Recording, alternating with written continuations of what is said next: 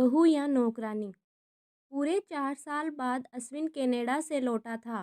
Canada में एक beauty products बनाने वाली कंपनी के लिए अश्विन काम करता था। अश्विन अपने देश अपने घर लौटकर काफ़ी खुश था। एयरपोर्ट पर उतरते ही अश्विन की नज़रें अपने परिवार वालों को खोजने लगी। जल्दी ही उसे अपने माँ बाप, भाई भाभी, बड़ी बहन और खुद की 3 साल की बच्ची भी एयरपोर्ट पर खड़े नजर आई। लेकिन उसकी नज़रें शोभा को खोज रही थी। वो सोचने लगा, ये शोभा मुझसे मिलने आई क्यों नहीं, और ऊपर से उसने हमारी छोटी सी बच्ची को भी यहाँ भेज दिया। अश्विन एयरपोर्ट पर सबसे हंसी खुशी मिला। फिर उसने शोभा के बारे में पूछा तो उसकी दीदी बोल पड़ी, भाई वो घर पर ही है, तुम्हारे लिए खाना तैयार कर रही है। वह तो आज ही तुम्हारे आने की खुशी में काम करने लगी है, वरना वो कोई काम करती कहाँ है। अश्विन ने अपनी बेटी को प्यार से उठा लिया, लेकिन उसकी बेटी उसे देखकर रोने लगी। लाओ मुझे दो बच्ची को, वह तुम्हें काफ़ी दिनों बाद देख रही है ना, इसलिए पहचान नहीं पा रही होगी। हुए दीदी ने बच्ची को अपने पास ले लिया। सभी टैक्सी में बैठकर अपने घर की तरफ रवाना हुए। अश्विन अपने परिवार से मिलकर खुश था, लेकिन ये बात कि शोभा उसे एयरपोर्ट पर मिलने नहीं आई, उसे काफ़ी परेशान कर रही थी। वो सोचने लगा, क्या खाना बनाना इतना ज़रूरी था, मुझसे मिलने से भी ज़्यादा, और वो भी तब जब मैं 4 साल बाद वापस आया हूँ। इन्हीं ख्यालों में घर तक का आधा रास्ता बीत गया। अब उसकी बच्ची उसे देखकर रो नहीं रही थी, इसलिए अश्विन उसके साथ खेलने लगा। बाकी का आधा रास्ता भी खत्म हुआ और सब घर पहुंच गए। गाड़ी की आवाज़ सुन शोभा बालकनी में आकर खड़ी हो गई और अश्विन की तरफ देखने लगी। अश्विन भी जैसे ही गाड़ी से उतरा, उसने पहले दरवाजे की तरफ और बाद में बालकनी की तरफ नजरें घुमाई, जैसे वह शोभा को ही देखना चाहता हो। अश्विन से नजरें मिलते ही शोभा के चेहरे पर मुस्कान झलक पड़ी। अश्विन भी उसे देखकर हल्के से मुस्कुरा दिया। सभी घर के अंदर गए। शोभा सबके लिए पानी लेकर आई और सभी को पानी देने के बाद फिर से किचन में चली गई चाय बनाने के लिए। थोड़ी देर तक सभी परिवार वालों से बातें करने के बाद अश्विन शोभा को बुलाने लगा। माँ ने उसे बीच में ही टोकते हुए कहा, रहने दो उसे किचन में, थोड़ा काम कर लेने दो, बाद में अपने आप आ जाएगी। तुम बैठो यहाँ मेरे पास, वैसे भी कहाँ ज़्यादा काम करती है वह। अश्विन यही बात दूसरी बार शोभा के बारे में सुन रहा था। अब उसने सोचा कि मेरे परिवार वाले मुझसे झूठ थोड़ी बोलेंगे, हर दिन नहीं होता होगा उसको इतना काम, आज थोड़ा सा है, करने देते हैं, मैं बाद में उससे बात कर लूँगा।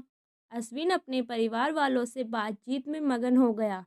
एक के बाद एक रिश्तेदार और पड़ोसी अश्विन को मिलने आते रहे और शोभा को किचन से बाहर निकलने का समय ही नहीं मिला। सभी के लिए चाय बनाना, नाश्ता बनाना, यही करते करते शाम हो गई। शाम होते ही अकेली शोभा इस बड़े से परिवार का खाना बनाने में जुट गई। 2 घंटे बाद सभी परिवार वाले खाना खाने के लिए डाइनिंग टेबल पर बैठे थे, सिवाय शोभा के। अश्विन चाहता था कि शोभा भी उसके साथ बैठकर खाना खाए, लेकिन फिर माँ ने कहा, अगर वह भी खाना खाने बैठ जाएगी तो सबको परोसेगा कौन। सभी के खाना खाने के बाद शोभा ने अकेले खाना खाया।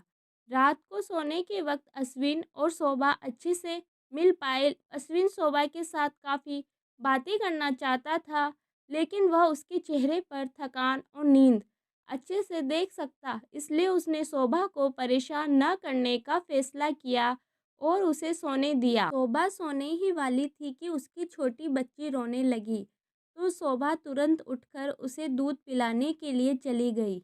अश्विन कब सो गया उसे पता ही नहीं चला। जब सुबह बच्ची की रोने की आवाज़ आने लगी तो अश्विन उठा और शोभा को पुकारने लगा। जब शोभा पास नहीं दिखी तो उसने बच्ची को चुप कराया और फिर से सुला दिया। अश्विन बाद में शोभा को देखने लगा तो शोभा उसे फिर से किचन में मिली, जो सुबह सुबह ही जल्दी उठकर घर वालों के चाय नाश्ते की तैयारी में लग गई थी। अब अश्विन सोचने लगा, माँ और दीदी तो कहती थी कि शोभा ज़्यादा काम नहीं करती, लेकिन जो मैं देख रहा हूँ वो तो कुछ और ही है। अश्विन अब समझ गया था, पर वो अपनी माँ को ऐसा नहीं बोल सकता कि शोभा से ज़्यादा काम ना कराया करो।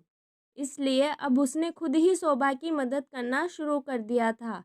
अश्विन के हाथ बटाने से शोभा को थोड़ा अच्छा लगने लगा था। पहले जहाँ उसका चेहरा थकान से उतरा रहता था, अब उस पर थोड़ी-थोड़ी चमक आने लगी थी। अश्विन ने कुछ ही दिनों में ये महसूस कर लिया था कि शोभा अब वो शोभा नहीं रही थी, जिसे अश्विन शादी करके लाया था। वो तो कोई और ही थी, जो तोते की तरह बोलती थी।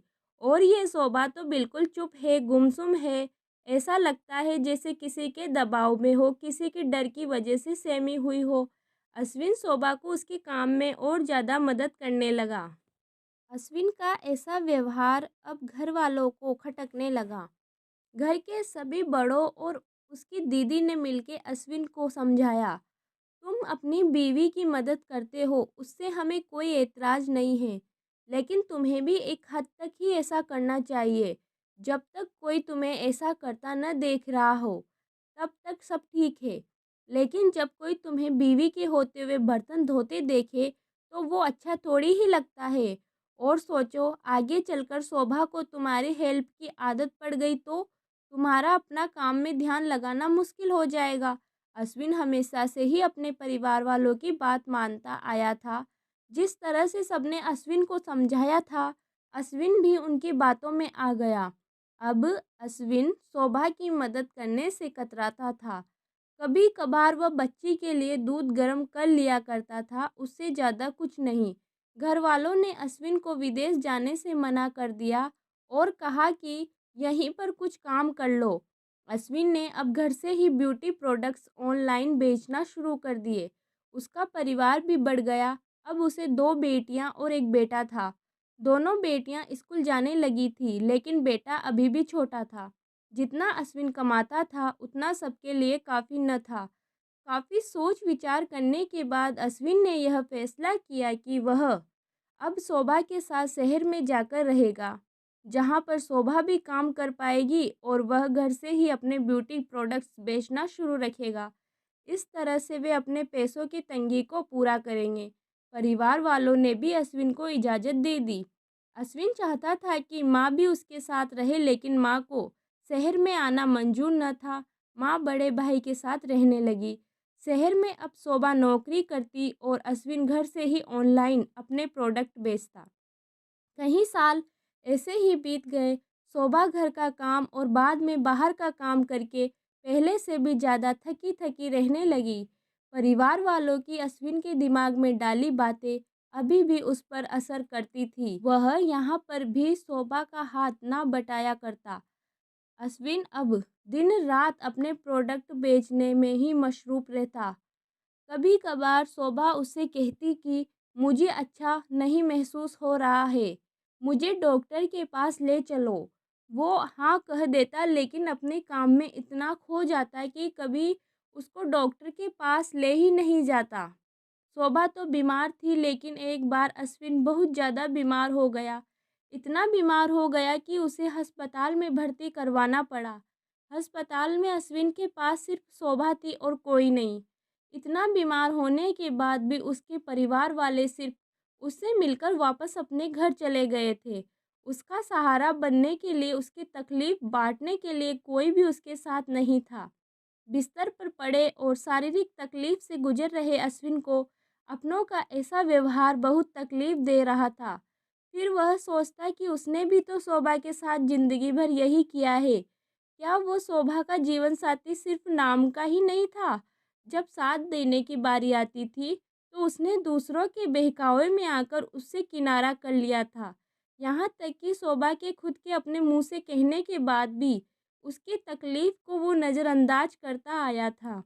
अश्विन को अब अपना दर्द शोभा के दर्द के आगे मामूली सा लगने लगा। उसके दर्द को ना बांटकर उसने बहुत बड़ा गुनाह किया और ऐसा उसे लगने लगा। पश्चाताप के आंसू अश्विन की आंखों से बहने लगे। उसने अपनी सारी गलतियों और गुनाहों के लिए शोभा से माफ़ी मांगी। अगर आपको ये कहानी अच्छी लगी हो तो प्लीज़ लाइक करें, शेयर करें और चैनल को सब्सक्राइब करें।